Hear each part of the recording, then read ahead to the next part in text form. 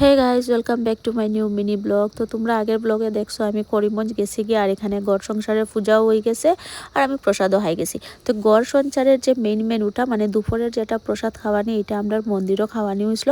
আর মন্দিরটা দেখো কি সুন্দর, তো তোমরা গুড়িয়া গুড়িয়া দেখাইলাম ভাই।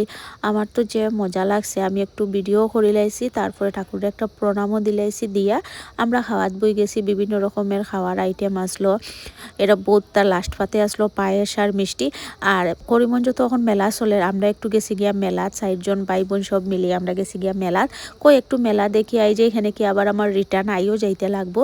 আমি তো আবার বিকালে শিলচার রিটার্ন আই গেছি, বাস দিয়ে আইছি, বিকালে আর ট্রেন পাইছি না। আর এটা লেট আসলো ট্রেন। তো দেখো মেলা পুরাই বন্ধ, কোনো কিছু খুলছে না। আমরা গেছি গিয়া 7 আগে, এখানে কি ভাই আমরা ওদিকে আবার শিলচার আবার পালা আছে এটা লেগা।